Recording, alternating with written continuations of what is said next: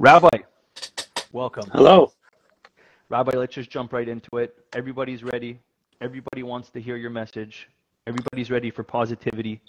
There's people, I was in people's houses today. People are scared. People are nervous. People are petrified.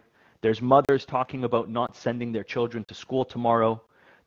My brother asked me today, my brother said to me, are you scared to go to synagogue tomorrow? And I said to him, I'm scared not to go to synagogue tomorrow. So, Rabbi, should mothers be afraid to send their children to school tomorrow? I'm a parent myself. I'm a grandparent. I love my children. I love my grandchildren. I just want to make that clear up front. And my answer is unequivocally not to be afraid at all. The Jewish people are a nation that is here for close to 4,000 years. We've suffered greatly. We have plenty of enemies. And the secret to our survival was that we were not naive. We locked our doors. We did everything prudent. Jacob, when he prepared to battle with his brother, he prepared for war, but he also prayed, and he prepared a bribe. So the paradox was that Jews looked at the enemy in the eye and did everything to defend themselves, but you're not going to drive fear in me because I only have one God. And this is a time in history that we will look back on for parents. The children are going to learn from us how to deal with challenges. Every challenge, big challenges, small challenges. So this is not a time to cower in fear, because that means every time something happens, we hide in the basement. Victims are afraid. We Jews have suffered, but we never were defined by suffering. I think every mother and father should dig deeper. This is the test of your amunah, of your faith, of your trust. And yes, it is a test. I'm not suggesting that it's easy. It may just be easier just to bury ourselves in the ground or just go into a bunker, but it's not the Jewish way. And long term and short term, we will come out much stronger. They say Jews are like a tea bag. You don't know how strong they are until you put them into hot water. Simple as that. And this is our time. So obviously be prudent. I wouldn't just send the children out like that. Obviously there has to be security and all of that, but never fear. Never fear. So here's another question for you. There's so many people, you scroll through Instagram,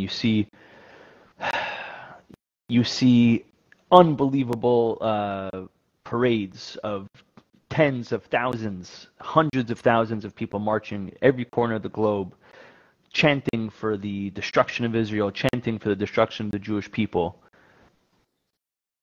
How come it's not happened already? If you look at science, if you look at the nature of things, if you look at just sheer numbers, 14 million Jews in the world, negligible, a blip. How many nations have risen to try to defeat us? How is it possible that it has never happened? And why? And I'll add. And why can it not happen? And I'll make that question even stronger. The biggest empires in the world, and I'll just list them quickly: Egyptian Empire, Babylonian Empire, Persian Empire, Assyrian Empire, Greek Empire, Roman Empire, Ottoman Empire, Spanish Empire. The list goes on. They were all oppressors as well. They have no descendants that say, oh, I trace my roots into the Roman Empire. How is that possible? They had millions more people. They had tremendous amount of land, armies, power, control. But the answer is because the verse in the prophet says it all. Lo b'chayil v'lo b'koyach. It's not with our weapons and it's not with our brute power that we have strength. It's ki'im beruchi. It's with spirit. Pharaoh made the big mistake, thank God. He thought his enemy were the men, the ones that bear arms. And he said, you know what, I'll kill all the boys so the man will never grow up, the Moses, to save the Jews. That's what he thought. Didn't realize that the strength of the Jews was in the women's faith. He thought the women and children he could subdue because you can't destroy faith with weapons. And it was their faith that actually continued to have children, despite children dying, unfortunately. And ultimately, it was not only that, it was that Yocheved, the main one, gave birth to Moses, put him in a basket. You cannot destroy faith. I'll tell you something extremely moving that I heard from a few Holocaust survivors. I asked them, how is it possible that Jews sang Ani Maimin, I believe, with complete faith when they were marched to the gas chambers? You know, they had all the right to be angry at God. Where are you, God? He forsake the Jews. We are your children, and where are you? And yet they sang Ani Maimin. And they were not crazy, and they were not denial. They were not in escapism. It wasn't some type of delusion. You know what the answer is, Beryl? And I say this to everyone that's listening. The answer is because the Jews were actually declaring with defiance, you may take our bodies, but you will never take our souls. You may take our lives, but you will never take our faith. And if it won't be us, it will be our children. And if it won't be our children, it will be our grandchildren. We will prevail.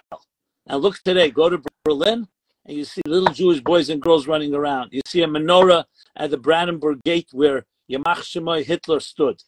And you have the Germans who came from the Nazis all changing their names and hiding their identities. I'm not dismissing at all. 6 million were decimated. And I'm not dismissing the over 1,400 people that were just so massacred brutally just 6 days ago. I'm not dismissing it, but our light and our faith is stronger than their hate. Oh, wow. Simple as that. I love that. You know, I heard something from Magnus Friedman this week, which really gave me a lot of strength. Somebody was saying to him that the 1967 war, the Yom Kippur War, this is worse than that. It began in a really bad way, right? The bombing of 1967 war, but the miracle was incredible during the 6-day war, and this was even worse. The beginning of this one was even worse. So that means that the miracle that we're going to see is going to be even more. You mentioned, you know, we have no doubt. Remember, let me say this. Let me just add one thing. There's two levels of being victimized. One is being killed. Rahman al-Islam, no one should ever experience that. And our hearts and souls cry with every person who was taken and their families. But on the other hand, there's another being victimized, where you're demoralized, where you feel that you're a victim, where you feel that you're at someone else's mercy. That we Jews can never allow ourselves to do, because that's in our control. And that's what the enemy wants. They want to break our spirit. Let's be honest. Part of war, psychological war, is to create that other side panic and fear and run away. You got a phone call? So, you know, I'm curious. I see all these in the comments, all these wonderful people. Free Palestine. I don't even want to say his name. Hitler's the best, and all these things. Yeah, and we also right? saw from Sydney beaches what they were saying. Yeah. Right. So I'm curious. Should we bring one of these people on? I would like to see what their face looks like. Or don't even give them the I don't even time. I'm disgusted, but I wouldn't even want to look at them. Right. I definitely don't want to debate with them. I think God, you know, they're. I just do want to give a shout out to Ty Jackson, who just joined. Well, you know what? He's my brother from a black Christian mother. Go ahead. Yes, go ahead. And does he hate you? No, he loves me. Okay, so that's all. That's fine. But you bring one of these haters, that's completely irrational. It makes no difference. You know, I have to quote this. I have never been so proud as a Jew as I am today. I must tell you. You know what? Because we brought civilization to this world. We brought kindness, justice, charity, benevolence, compassion. I don't understand it at all. Abraham, who the Ishmaelites and the Muslims say is their great-grandfather. You know what Abraham did? He was chesed. He was complete love. He prayed for infidels. So to me, the whole thing is just so. And I'll quote a medrash. A medrash says that if the nations of the world, including Hamas and including all our enemies, would know how many blessings they receive because of the Jews, because of Israel, because of Yerushalayim, because of the Beis Hamikdash, instead of attacking it, they would surround it with legions to protect it because it's the source of their blessings. Can you imagine how dark it is? The people benefiting from the blessings that we bring to them are attacking. To me, it's like, I mean, obviously, the biggest question is how God can allow such darkness. But that's another discussion. So, But by the way, so what is so why do the nations of the world hate the Jewish people so much? Because today it's Israel. During the Holocaust, it was in Germany. It was before yeah, that. It was the Spanish Inquisition. Before that, it was. I mean, before. and So before okay, that, so today's flavor. In the Bible, it was Esav. Right, Esav right. saying So to it's the Yaakov. flavor of the month. So Israel is the flavor of the month. It gives them, so why is that, Rabbi? Like, it's You know, so hurtful. look. You know what? Only Jews ask that question, because we're thinking people. I sometimes, when people ask me that question, I say, you know what? It's not our problem. Why don't you ask the non-Jews? Right, Why don't you ask the haters? Why right, do we need to explain why they hate right. us? You know, that's like You know what? ridiculous. I think, yeah, I think you're bringing up a great point, because I think that for a long time, a lot of Jewish people have tried to bend their mentality and say, how could we make ourselves more likable to the non-Jewish world? Because we must be doing something wrong. They don't like us. In, in, so I think that they bend themselves, and even Israel is guilty of this. For how long did Israel bend itself to the wishes of the world, to the wishes of the United Nations, to the wishes of whoever it was at that time pressuring them, instead of taking care of its own people? And I think that if Jewish people are strong and we're proud and we act like Jewish people, and the way that a Jew acts is not just by eating bagel, lox, and cream cheese, but the way that a Jew acts like a Jew is by learning Torah. That's the strength of the Jews. Doing Well, mitzvahs, that's the strength of the Jews. So, well, I'll say this. Let me say this. Let me say this as well. As I said, I don't think I need to explain. Let the haters explain why they hate. Um, Jews have never responded hate with hate. We defend ourselves. We'll not take anything. We're not pushovers, but we don't become haters because people hate us. So it's their problem. And you know what? Let them go to their therapists and let them figure it out. And I'm being honest. And you know what? In psychology, what's the first thing you try to teach people? Don't you can't define change. yourself by Right, other people. right, Don't be a pleaser. right, You know, be yourself. Find out who you are and be confident in yourself. right. But I will say one thing. I will say one thing. As Jews who think and are philosophical, and we always wonder why people hate. I'll put it to you in very simple English. Materialism hates spirituality. Hmm. The Jews have become the conscience of the world. We're like the witnesses, it says. We're the witnesses. We're witnesses to God. We're witnesses to God's miracles. And everything that's not godly hates godliness. Right, That's how it works. right, And because we remind them, you know, like what do they say? Kill the witness, and then right. then there was no crime. But but I want to go back to something you asked. We Hmm. are indestructible. Period. The reason we're indestructible is because there's a connection to something eternal called God. You're not powerful because you're very wealthy.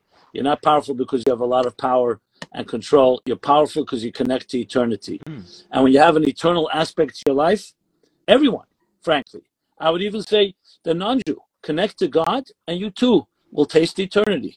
And that's simple as that. It's not a statistic. You know how many obituaries were written about the Jews after World War II? After a third of our people were decimated, out of 18 million, 6 million, and the teachers, leaders, everyone predicted by night. I want to address a comment over here that What's that? Let me somebody just just finish put. the sentence. Yeah, They said by 1990 there will be no Jews left. And if you were a statistician or a actuary, it would make sense. But we're not subject to statistics. There are things that are not statistics. There are things about that are higher, transcendent, faith, eternal, immortality. And that's what with all that we've suffered this week, our immortality will come shining forth in ways that nobody can ever believe. very well said. I want to address a few comments that have been made in the comment section, which is make peace, ceasefire, make peace, Jews, make peace. So, you know, You want I'll tell you my quick and abrupt and immediate yeah, response is this. I heard it. I'm not sure who coined this. If our enemies put down their arms sincerely, they'd have peace in a second. If we put our arms down, what will happen? we'd be pushed into the sea. Exactly. They're saying it. It's in their constitution. It is such a distorted propaganda brainwash that there's any equivalence between what's going on here. Completely. You know what? What did we do after World War II? Why didn't we go and bomb and kill innocent? They weren't so innocent, the Germans. Because it's not the way of a decent person. It's not a civil behavior. If you can chop up a child and you can and do all the atrocities, I don't want to use this platform. You know, this is not about because you're living in poverty. There are people who live in poverty. I don't have an appetite. I don't have an appetite. I can't even say the words. The videos that I've seen, I can't even say that. I've lost my appetite this week. Sorry, go ahead. Yeah, no, and we're not looking here for sensationalism, and we're not looking for pity. We have to know that we're dealing with, people call them animals. It's worse than animals. Animals don't do that. Animals kill prey to eat. Here. Wow. This is worse than animals. Wow. Absolutely. Wow.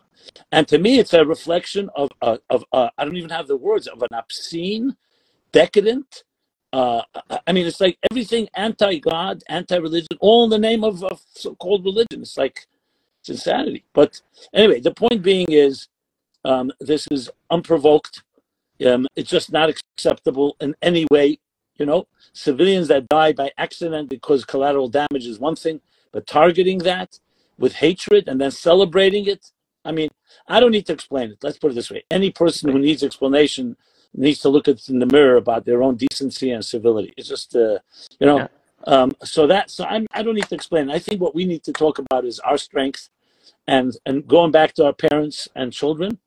You know, people have asked me, what do we tell our children? Let's talk about that for a moment, if I may. Can I? I have another question before you do. Okay. I did this live. A lot of hearts popping up, so there seems a lot of love in this. For sure. You know, the crazy ones have no life, so they're writing. But you know, I made this live. I made this live tonight. I told you that I was doing it for everybody else. I really was doing it for myself. I need some comfort. You know, all therapists do it for themselves. Right, you know? right. So what's going to be, Rabbi? What's going to be? It looks bleak.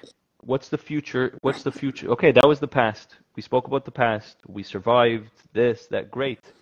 But you just said you just touched a real button in me when you said what's going to be. Let me tell you a story. The former chief rabbi of Israel, Rabbi Yisrael Meir Lau, he came to see the Lubavitcher Rebbe in 1974, right after the Yom Kippur War, and the Rebbe he was then chief rabbi of Netanya, and you know what? The Rebbe asked him, "What's the mood in Israel?" It was a very somber mood because it wasn't like the 6-Day War with all the euphoria. Mm-hmm. There were a lot of mistakes made, arrogance. There were over close to 3,000 casual deaths and so on. So he told the Rebbe, I think in Yiddish he said, "As Eden fragen was wird sein." They're asking what's going to be. The word you just used, what is going to be. Or in Hebrew you say, "Ma yiyeh." The way he told me the story, the Rebbe grabbed his wrist like this. Wow. Like that. Wow. And said to him, "Rabbi Lau, by Jews, we don't ask what's going to be. We ask, what are we going to do?" Oof. Not ma yiyeh, ma naseh. You know the profundity of that? Let me tell you the difference. A victim asks, what's going to be? Commander-in-chief will never ask what's going to be. He will say, okay, we had a setback. We didn't work out this way. We'll go that way. Mm-hmm. Tell me of a business person that's successful, that did not have a failure first or bankruptcy. People who are leaders, people who are driven, even on any level. There's no such thing as what's going to be. That's a victim's language. That's a victim as if someone else is going to solve your problems. We don't ask what's going to be. Mm. We don't understand things. I will never be able to explain why God allowed this, just like I can't explain why God allowed the Holocaust. But remember, not understanding something doesn't make us weaker. It makes us stronger. Because it's not a passive statement of surrender. It's saying, I don't understand, but you know what? I know I have the resources and the resilience to dig deeper. And I'm asking, what am I going to do about it? And that's what we have to teach our children and ourselves, and including tomorrow and everything that comes our way. What are we going to do? And one thing is, our spirit will never be shattered here. Nobody can take away our spirit. The only one that can take away your spirit is yourself. Nobody else can. What's the answer? What are we going to do? Oh, we're going to show that light is stronger than darkness. I mean, I should have began with the first statement. We're going to first vanquish and eradicate every enemy that never, like this, can never happen again. Let me start with that, because you have to stop the bleeding. It's like an emergency room. But long term, we're going to demonstrate, as we've always, that light is stronger than darkness. As passionate as you are in your bestial and beyond animal, lower than animal behavior, we're going to show that our passion for love and unity and commitment and faith and mitzvahs and good deeds is stronger than your hatred. It's as simple as that. That's why we're here on this earth. God created a dark world, and he said, you make this week's chapter in the Torah. Let there be light. It was a dark world. Bring light into the world, and the light will dispel the darkness. Right now, there's a lot of darkness, but we can't allow ourselves to surrender to darkness. As simple as that. We vanquish it. We will completely eradicate it, and come out stronger than ever. And for every negative thing, for every person who was taken, it will inspire thousands more. That's how I look at it. You know, I had so many people today reaching out to me. So many of my... But by the way, I'm talking to you. You're the one that has to be one of the leaders of this effort. Let's be honest, Beryl. Let me say this. If we don't do that, then in a sense we are insulting the people that gave their lives. We have to redeem it. The way we redeem it is by showing that for every life taken, we're going to bring life to hundreds more, thousands more. I say this, Mom, from my heart. I really believe, I listen. Some of you may know I sat at the feet of the Rebbe. This is what I learned. I learned what a leader is like. I learned that when in times of crisis, this is a time in history that will go down, that when our children and grandchildren will write the stories, they'll say, what did you do? And we don't want to answer. We hid in our homes, in our basements, in fear. We'll say, we did everything we had to do to protect innocent people, and we did everything we had to do to keep the spirit alive and show that we're not on the defense. We're going to be on the offense. Listen, you invited me on. I'm very passionate about this. Is it okay to be on the offense? We live in a very liberal world today. We live in a very kumbaya world today. Is it okay to be on the offense? I mean, I know the answer. Define offense. Obviously, offense, I don't mean offense as in, I spoke the other day to some of the community leaders and shluchim on campuses. Offense doesn't mean to go out and protest when they're protesting. Offense means that we're inspiring every Jew. We stand strong. We inspire every non-Jew. We ask people to connect to God, to connect to love. We ask someone meets you, and they say, what can I do for you in Israel? You say, do another mitzvah. Be kind to someone. Repair a rift with someone that you've had argument with. We're not asking, when offense here does not mean we're going to attack our enemies. In Israel, there has to be a real war. I mean, that's not a question even, because you have a living threat. There's an existing threat to everyone that's innocent, and that's very clear. What is Torah's stance on going into Gaza? The Torah stance is we love life. And when life is threatened, it's not just a threat to us, it's a threat to all people. It's not just a threat to Jews. We always know that the Jews are the miner's canary, the lightning rod. Anyone attacks an innocent Jew, just give them a little time and they'll attack innocent people all over. So it's not about going into Gaza. It's about protecting life. When people are sworn enemies and they have a constitution that calls for the annihilation of every man, woman, Jewish man, woman, and child, and they say we want to eradicate all of Israel from coast to coast, from the Mediterranean to the Jordan River or whatever they call it, then you have no choice. We can cry about it. We feel terrible about it, but we have no choice to show strength to completely eliminate the enemy. Let me ask you, let's not talk about a nation. If God forbid, I ask everyone listening to this, including those that may not like what was being said, if somebody broke into your living room, your children are asleep, and they come to you and they say, you know what, we won't attack your children if you give us your living room. And then they ask for the dining room. What would any family do? You do whatever it takes. Rabbi, the problem is they say that the living room is theirs. They say that Israel is theirs. They say that we broke into theirs. Okay. So then, do we all accept the Bible? They accept the Bible. They consider themselves religious people, right? The Bible, read the Bible, and tell me how many times it says that the promised land was promised to Abraham, Isaac, and Jacob to be given to their children. And when they went to Egypt, who occupied the land?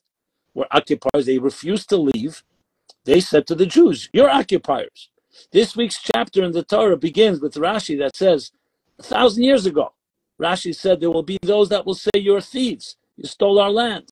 So the Torah begins and says, God created the world, and God gave the land, this small sliver of Israel. The rest of the world is yours. So I don't care what they say. You know, anyone can say anything. If I live in a house and it's my house and my title, and someone comes and says, "Hey, you know what? You're living in my house." I'll say, "Yeah, look at the title. Look at the book." The Bible, the best-selling book, makes it very, very clear. I don't feel we have to prove anything. I'll tell you what they say. I'll tell you what they. You want to know what they really say? I've studied Muslim philosophy, and I don't know if you know that. I wanted to understand. You know what they say? They don't say the Bible is wrong. They say that the Jewish people fell out of favor, and God replaced them with the Ishmaelites, replaced them with the Muslims. It was exactly what like the Christians said. They say so God, but you know what? That is their thoughts and their opinion. The bottom line is we simply came home. We've been praying toward Jerusalem for 3,500 years before Islam existed. It's ridiculous to me. I feel like, it's like 7th century. Islam was born in the 6th and 7th century. We're here for 3,500 years. What do you mean occupied? They didn't even exist. You know. It's funny. As soon as I quoted the Torah and the Bible, all of a sudden, all of the Free Palestine morons, none of them are here anymore, because there's nothing else to discuss after that. I think a big mistake that a lot of people make, including secular Jewish people, including we never left. I'm glad you just called yourself a moron, D. Dali 22. What an idiot. I think a big mistake that a lot of secular Jews make, and the UN makes, and the Oslo Accords and all these things that they make, is they look at Israel as a 75-year-old country, and it's a very big mistake.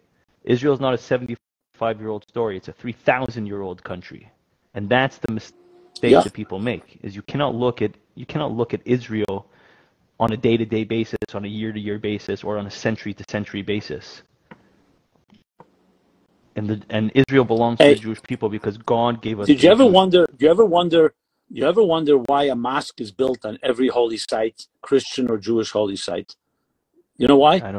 Because in Muslim philosophy, Muslim religion feels that the demonstration of God choosing us over the Jews and the Christians is demonstrated. We have to build a mosque on the Temple Mount, even though Jerusalem is never mentioned in the Quran, and in Be'er Sheva, and in Shechem, and in Hebron.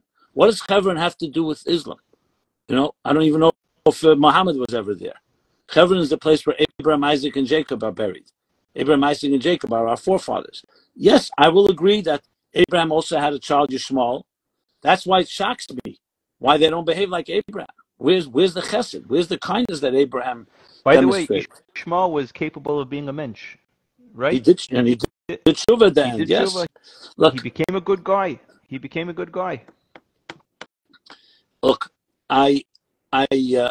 Islam has many beautiful ideas and concepts, but I think when it comes to Jews, people become irrational, and that's that. I mean, there's a lot of ways to explain it. The conscience of the world I mentioned before. You have to also remember, let's talk basic business competition. We were here before everybody. It's in their interest to delegitimize us because that's the only way they're more legitimate. Right. You know, I mean, I'm sorry for being so blunt. I hope if you're not going to be blunt now, when are you going to be blunt? Now, it's all coming to the surface. Yeah. Anyway, the world is ready for truth. I will tell you this. It's enough of us pandering to everybody. It's enough of us bowing down all the time. It's enough of us hiding. I'll tell you this. I'm a firm believer. Just as the Christians were tamed and ultimately developed a country like the United States that became a haven for Jews and for all religions, and advocates the fundamental principles of the Torah, which is that all people are created equal and have inalienable rights. I'm a firm believer that in our lifetime we're going to see the Muslims also get tamed. I hope so. But we need to help them. We need to help them understand what God wants. And we have to be godly for them to respect that. If we're not godly, they won't respect us. And we need to tell them, listen, we're your older cousins, and we'll teach you a few things about God. The problem is but this has to go hand in hand. They have to have humility. They have to have humility. And this has to go ahead. 1 second. This hand in hand with fighting and doing whatever we do to eradicate evil. That we will not tolerate. We're not going to sit and just send them flowers and say, come to a class. Eradicating evil is godly. The Torah, Torah gives us a commandment.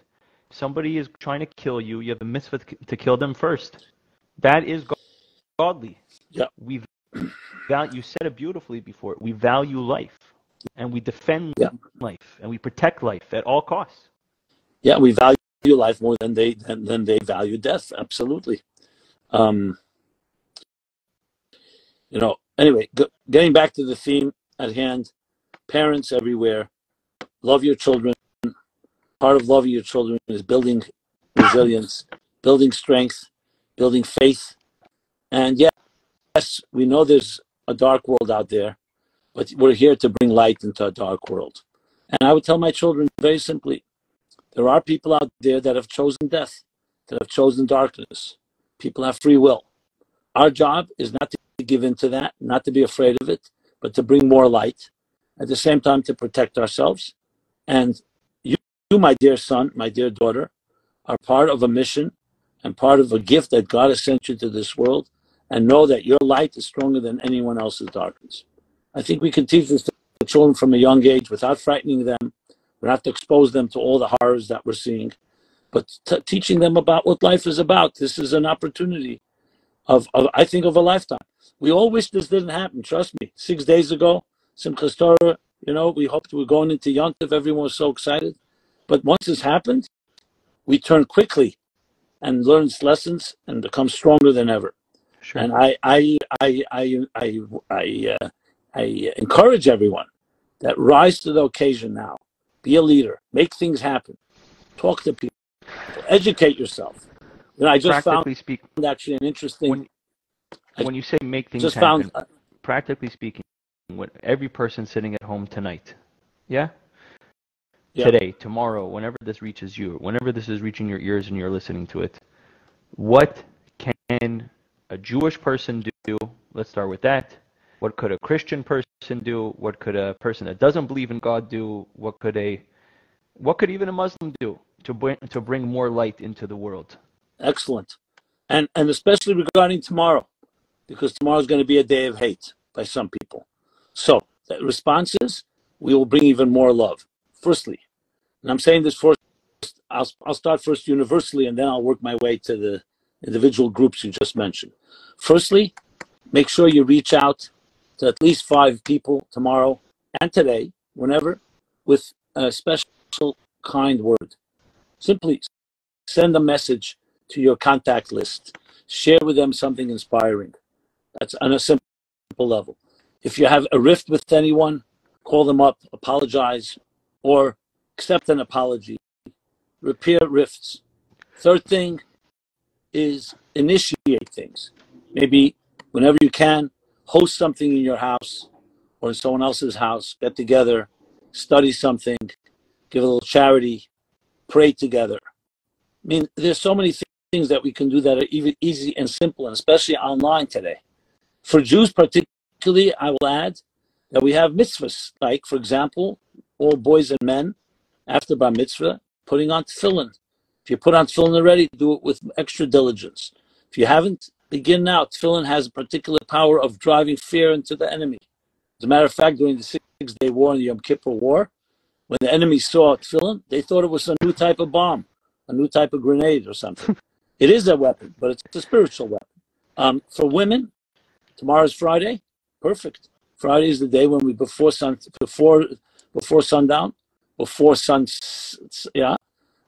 minutes before sundown, light a Shabbos candle, whether you're a woman or a girl. Light dispels darkness.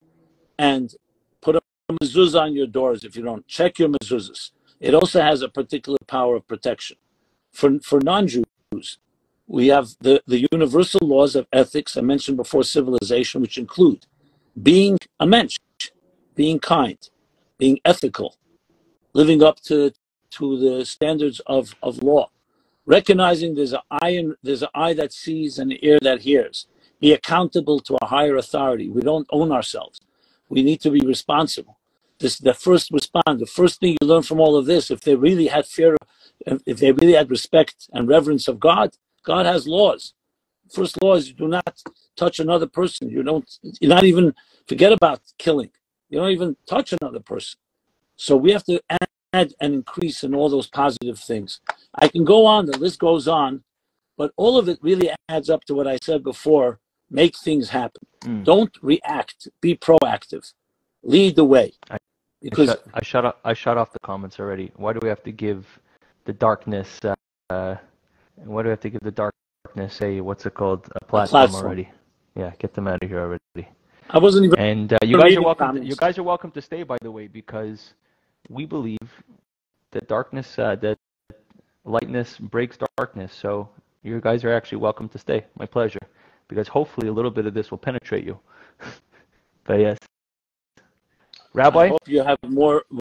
Listen, you were going to mention that story, and I think it's a good story to end on, because I'm exhausted. I have a flight tomorrow, and I know I called you last minute, and it's late, and everybody's tired. Let me tell this story. Yeah. Right. Go ahead. In 1927, the previous Lubavitcher Rebbe of Yosef Yitzchak Schneerson was arrested in the former Soviet Union. And you could imagine what it was like under Stalin. He was just like another Hitler. And they arrested him for no cause, counter-revolutionary activity, which basically was another way of saying that he's spreading faith and religion and so on. And they tried to intimidate him and scare him. He refused to cooperate. Though he spoke fluent Russian, he insisted on speaking Yiddish. He insisted on having his talis and tefillin and all that. Finally, one of his captors, who was a Jew, a Jewish communist, who hated religion, said to the Rebbe in Yiddish, pointed a gun to his head, and said, Rebbe, this weapon has frightened and made many people cooperate. The Rebbe, unflinching, without hesitating, turned to him and said, this tzatzke in Yiddish, this toy can frighten someone that has one world and many gods, but not someone that has one God and many worlds. In other words, I'll use business language.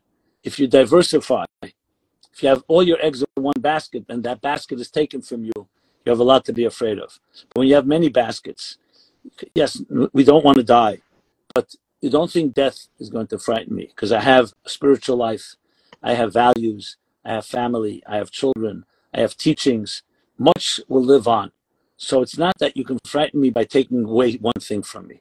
I have many resources, and I have one God that is unchangeable.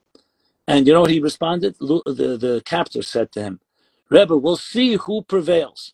And the Rebbe said to him, yes, we shall see who prevails. What happened? It's a true story. This man, Lulav was his name. He was killed, executed a few weeks later. That was the process. And the Rebbe was miraculously released, ended up going to Europe, ended up coming to America in 1940, ended up building the Chabad Lubavitch community. His son-in-law took over in 1950, and the rest is history. This is called a leader. Opened up 5,000 synagogues all over the world. Exactly. You are not going to terrify us. We're not afraid of you. Yes, God, for whatever reason, allows you to control our body movements, but you're never going to control our souls. And actually, when he came out of prison, he said, our bodies went to Golus. Our bodies were displaced, but our souls never went to Golus. Wow. A soul never goes into exile. A soul cannot be enslaved, only a body. Wow. Beautiful. Beautifully said. Thank you for joining, Rabbi. Thank you for everybody for joining. Guys, please do me a favor. As soon as this live is done, I'm going to post it. Please like it. Please put positive comments, and please share it, more importantly, on your feeds. Go ahead, follow Rabbi Jacobson. Always puts out great stuff. Please like this, comment, and share it as soon as it's done. We want to get this out to as many people, bring as much comfort, much security, much confidence to as many people as possible. Tomorrow is going to be a great day. As a matter of fact, I have a funny feeling, Rabbi, tomorrow is going to be a fabulous day. You? Absolutely. Absolutely. I have complete trust in Hashem. And Tomorrow's going to be a wonderful day. And we're partners here, but we can make it happen even more so by our attitudes and our actions. We're going to see. Whenever you see a little more darkness or hatred, add another mitzvah, add another piece of light. Simple as that. Tomorrow's going to be. I have a feeling tomorrow's going to be a special day. I have trust. Especially if everybody Hashem. hears this program. Bye. Have a good night. Thank you, everybody. Bye bye.